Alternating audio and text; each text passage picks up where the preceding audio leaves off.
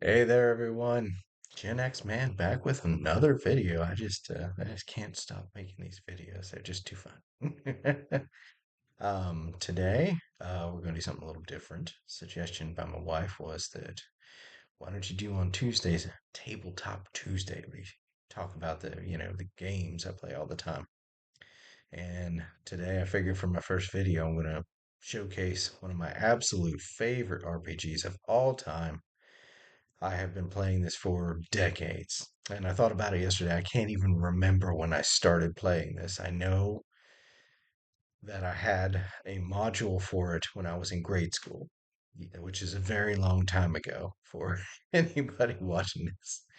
But as for when I got the actual rules and we were actually obeying the rules instead of just staring at this module trying to figure it out, couldn't say. I'm assuming high school, maybe earlier, not sure.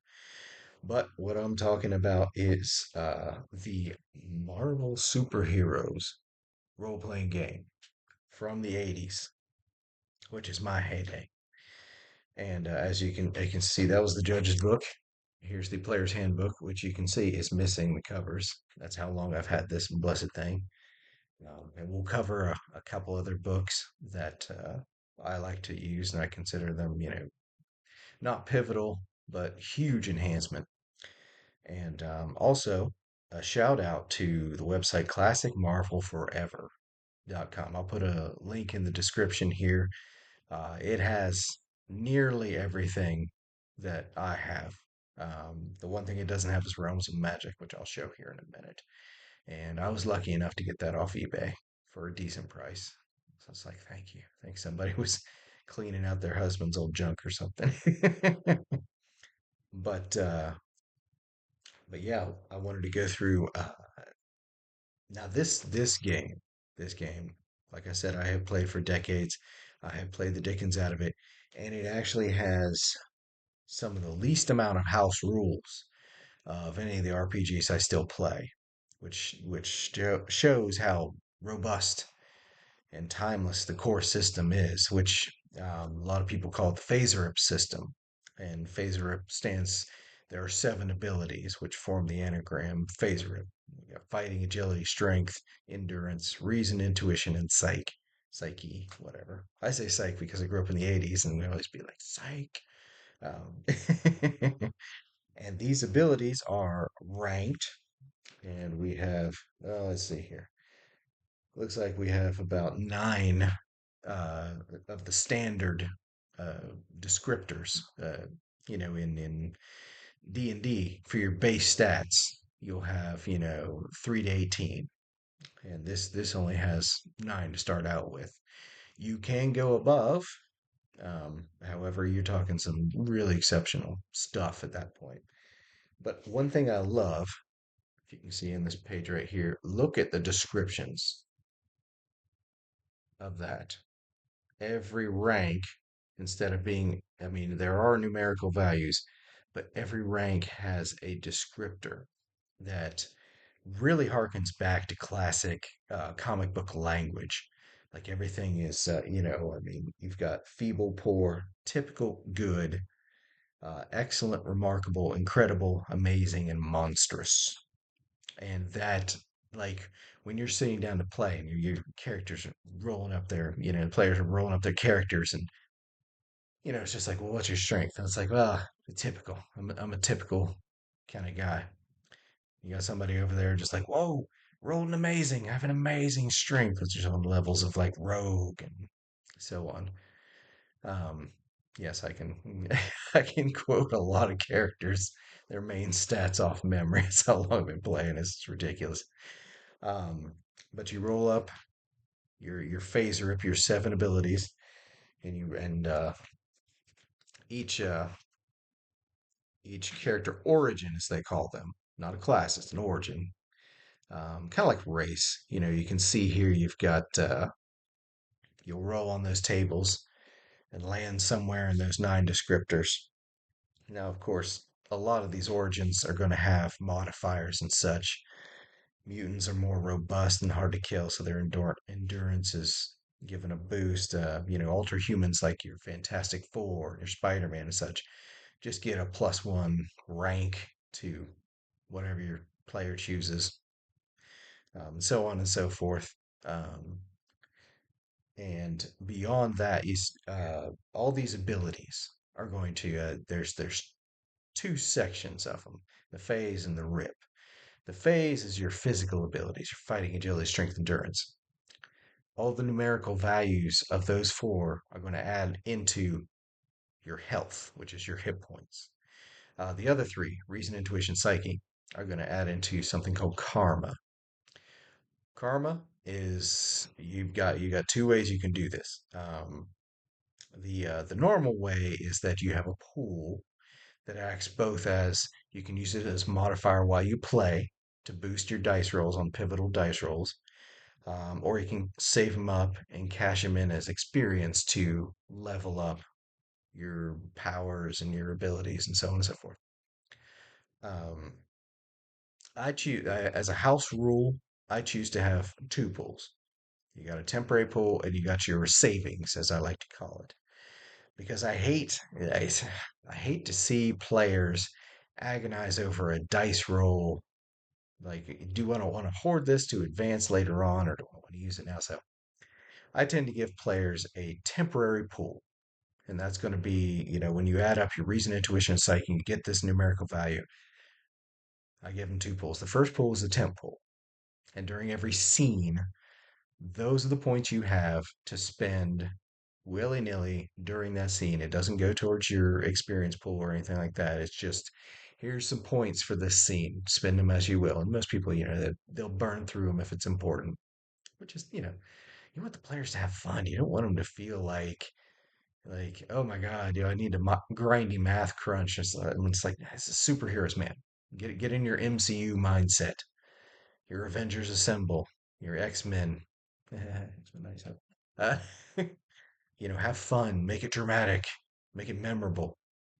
And the second pool is the one that they're saving up for their abilities. And I allow them to dip into that second pool if they so choose, in a moment that's just like when the dice turn against you and there's no narrative advantage to the dice turning against you, and you're just kind of like, it's like, oh, okay, okay. But that's up to the system here doesn't use a DM or a GM. It uses a judge. Exact same position, different name. Maybe copyright reasons they had to name it different. Whatever. But those are your core stats. In D&D you got your strength, dex, con, blah blah blah. That's what those are. And then you've got your hit points and your karma. Beyond that, you also have resources, your money, and that's actually one you get to roll on the modification table when you start. Origins, of which there are in the core set, I think there's five. Um, some of those modify resources, and some start at a higher rank. Like high tech people like Tony Stark, they're going to start out at a higher rank, and you're going to roll on the ability fire to see just how ridiculously rich they are. And you also have popularity. Popularity is something that for solo play, I roll on it just like it's an ability. If they're, a character's trying to influence somebody here, there, I do a lot of solo play. I know I'm not the only person out there. It's, just happenstance or geography. You just can't find a decent group. Um, but for regular play, popularity, if I'm judging their other players, I will glance at their popularity rank, which is a reflection of their let's see. What do they call it? I mean, it's self-descriptive. Your popularity, Spider-Man has a high popularity. Doctor Doom has a low one, negative, because he's a villain. When you dip into negative, you usually end up as a villain. And I will glance at that during play while they're RPing to kind of get a gauge of like, would this character, go along with what they're trying to do? And that's where popularity comes in when you're trying to convince somebody to do something that may or may not be in their own best interest. And that's where popularity comes in. Moving on. The next block you have are your powers, contacts, and talents. This is the fun. This is more fun stuff. This is the powers, especially. My gosh, this is just your basic advanced set, and those are the powers. There are tons of them. You know, there's probably a baker's dozen categories, and those categories are broken down into another baker's dozen actual powers themselves. You have things, body armor, force fields, you control the weather, the elements, and so on and so forth. Fire, growth and shrinking, telepathy, etc., etc., etc. Regeneration, Wolverine. Hi. Um, Now, when you're using just the base set that I've got here, your players are going to have between 2 and 5 powers, usually falling around 3. Some origins, such as mutants, get an extra power at the cost of some other, numbers. But usually your player's going to roll up 3 powers, and that's going to be good for when you want to keep the campaign simple, quick, easy to digest, you know, uh, lacking in complexity. I don't know a better way to say that. Um, and then to round that out, you've also got your talents, the things that you excel at that you have either you've been, mostly been trained in, and that those are not as robust as the powers, but plenty of options. You've got things like your talent in weapons and in fighting skills, professional skills like engineering or psychiatry, medicine, scientific skills, biology, chemistry, etc., into more esoteric things such as occult lore and languages and first aid and so on and so forth. Even such things as heir to a fortune. Yes, you can take a talent. It costs 2 slots, but you're an heir to a fortune, and your resource rank is like, who cares? You got a fortune backing you up. But the last category is contacts, people you know. And that's going to be more sitting down with the judge and try to figure out, okay, who do I have contacts with? And there are suggestions, and your talents can dictate some of those. For example, if you have talent in journalism, I think you get, so, you automatically get professional talents and, or professional contacts and so on and so forth. Law enforcement obviously has law enforcement contacts, that kind of thing. But that's your basic character creation. Now, so your players rolled up the characters, they're itching, they're raring to go, they got all the ducks in a row, and then check this bad boy out. I keep that separate. I keep it. I have 2 sets. Some are in better shape than this one, but I keep this chart handy. It broke off from an old one. Um, this is going to look like a periodic table to some people. However, once you use it, for a little bit, you start getting like, oh, okay, I get it. The big white section, you fail, you miss. It doesn't work. Whatever you're doing, forget it. Green is your baseline success. Yellow is you succeeded and a +1. You something else happens. Like for example, you hit somebody, it could be a slam, it could be a stun. Slam is when you knock somebody out of the area, potentially. Stun is when you knock them for a loop for a round or more. That can be rough. When you get stunned, it's like, uh-oh, uh-oh. And the red is, oh my God, that's crit range. You'll notice that there is no crit fail. However, another house rule is we have crit fail. 01 is always a crit fail. It's just like D&D, natty 1, natty 20. It's going to be dramatic one way or another. And a natty 100 is something just went, whoa. Um, but you're going to roll on this. And as you can see, it's got the same descriptors as when you created your character: feeble, poor, typical, blah, blah, blah. Your judge is going to tell you, you're going to say, I want to punch this guy. Okay, roll your fighting. This is going to be your fighting skill.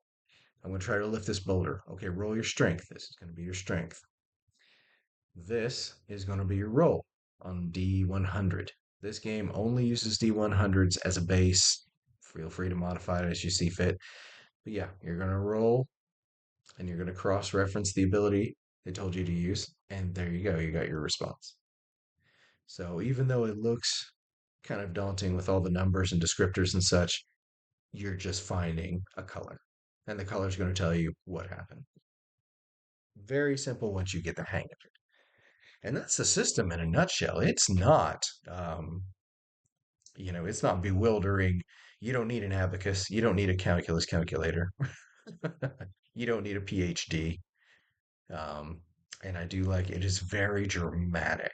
The effects, I mean, when you're playing superhero, super strength, you want to, knock somebody's block off. There are rules saying knock somebody out of this area, out of this block, and they go flying, depending on the rules. And that can be very fun because sometimes they can go flying into something, which causes more consequences. But the other book that comes with the base set, that was the player's handbook. The other one is the judge's book. And you see, both books, when they come, they're going to have the table on the back. And feel free, I did this back in the days, make a photocopy of it and just color marker it myself. That's a cheapo way to do things. But in the very back of the book, you're going to have references to Marvel Universe races that aren't human. You got your Inhumans, your Atlanteans, your Eternals, etc., etc. You also have animals, real or fictitious. You got dinosaurs, you got lions, monkeys, etc., etc. And you've also got all the supervillains with those little pictures over there. And you've got, well, not all of them, but a ton of villains, a ton of heroes, etc., etc. The one thing that I use almost all the time, you have descriptors and references to your basic abilities, like fighting. I roll up a typical fighting skill, minimal training or natural ability. So you're actually a step above normal humans. Normal humans have a poor fighting ability, like Professor X. But typical, you're looking at Vindicator, Doctor Octopus, et cetera, et cetera. You want to be somebody like Wolverine, you're talking incredible rank, superior talent with training, and so on and so forth. Such as, strength, when you're talking, you know, Rogue, amazing, Hulk and Thor, unearthly, etc. And as an aside, I've been playing this for decades. Watching the MCU movies, I swear they had somebody on staff referencing that stuff. Because I don't know if they designed that base set in line with the comic books and then the knowledge of the comic books was carried over to the films, or the films glanced at this material. I don't know, but it's very much in line with these descriptors. Like, when you see Hulk smash, I'm looking at it and I'm like, yeah, there's an earthly strength right there. Of course, Hulk gets stronger, but whatever, and so on. So I just did, a brief shout out to the MCU staff writers. There are many situations, especially the first Avengers film, where I felt like it was referenced, and I was just like, nice, very nice. But moving on, one of the books that they don't have on Classic Marvel Forever, Realms of Magic. This is everything at the time of the 80s. This is everything magical within Marvel. You've got spell lists, you've got magical deities and realms and the powers they grant and so forth when you call upon them. Like Doctor Strange in the comic books, not so much in the MCU. In the MCU, he just casts spells. Personally, I like the MCU take, but to each their own. It's your campaign, do what you want. And it's also got some guidelines for rolling up magical heroes because they're very slightly different than the ones presented in the base advanced set. Um, Especially, and I mean, you got spell slingers, and you've got beings modified with magic. They've been changed by magic, and you've got beings that strictly have magical items, such as like Black Knight and his magic sword, so on and so forth. So, finally, love this thing. This thing, as you can see, is printout. My wife made such an awesome printout at work that I was just like, I gotta, I have not ordered a physical copy of this because I got this. This is the Ultimate Powers book. This is amazing. It provides rules for tons of expanded origin, just tons. Whereas you had five in the base set, this has, oh my goodness, almost 100. I don't know. This is a lot with, corresponding rules. I mean, we're expanding into things like robots. What if you're an energy being? What if you're undead? What if you're just modified? A human being that has like, metal skeleton, Wolverine. And you have compound, which is multiple origins in one character. Wolverine. Wolverine would be mutant, but he would also be modified because of the adamantium. So there's that. And yeah, that comes up. I've seen that twice in the decades I've been playing come up. It is rare to roll that. And feel free to modify it. You also have origins of power. Whether it was this happened to you in the womb, this was you were exposed to something, et cetera, et cetera. And it reprints the ranks and so on and so forth. Every good character has a weakness. We have weakness generation, such as your character's made of metal. Your weakness would be magnetism, possibly electricity, depending, and so on and so forth. Now look at this, and that's not even all of them. Those are the expanded powers. In the base advanced set, you're going to have usually around three powers. You could have upwards of 14 powers, and before you think, it's OP, it's OP, the ranks will stay the same. I have found all this does is add depth and robustness to an already existing playset. So if you made a character in the base played set where he has fire generation and flight, he's Human Torch. You're like, okay, that's fine. You roll him up in here, and you're talking, he has powers like combustion. He has heat generation. He has, et cetera, et cetera. I mean, just the possibilities are just infinite. One of the most fun things I have when I do this game, when I play this game, is just you sit down with the Ultimate Powers book and you roll up your character and you roll up all these powers, and usually you're gonna end up around a half dozen or so. Um, and you roll these powers, and I'll sit there and I'll start thinking like, okay, he's got cold generation, he's got molding, he's got missile creation. I'm like, okay, so we're talking somebody like Iceman. He can make icicles and throw them, and so on and so forth. And the beauty of it is that you're rolling the columns, sure. It's like, but you're free to pick these. So you got somebody who has fighting, magic, mental enhancement, and you're just kind of like, well, how would I combine this three? And I was like, got it. This is a magical based Iron Fist kind of character. Martial arts. He's got his chi punch. Just that's the beauty of this. That's why this thing is just mm, chef's kiss. They made this is David Martin who wrote that one. Jeff Grubb did the base set. Uh, Kim Eastland did the Realms of Magic.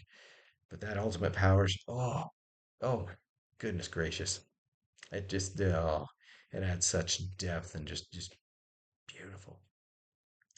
But finally, I mean, so there you got your character generation is going to be a bulk of what I mean. You're going to need a session zero when you sit down to do this. You're going to need a session zero to establish characters, and people are going to have to talk about origins and so on and so forth. What do you want out of this campaign? Where's it going? What kind of bombastic stuff do you like to play? Once you got that established, it's off to the races. It is very fast paced. It flows very well. I have found, and like I said, I've been playing it for decades. I absolutely love it. I have tried numerous other superhero systems. I've tried the DC one. I have tried two or three. I can't even remember because they were just, small press. Put out one book. You try it. I've even tried the West End Games D6 system, done that. I've even tried to convert 5e, but I kept running into a problem of two things.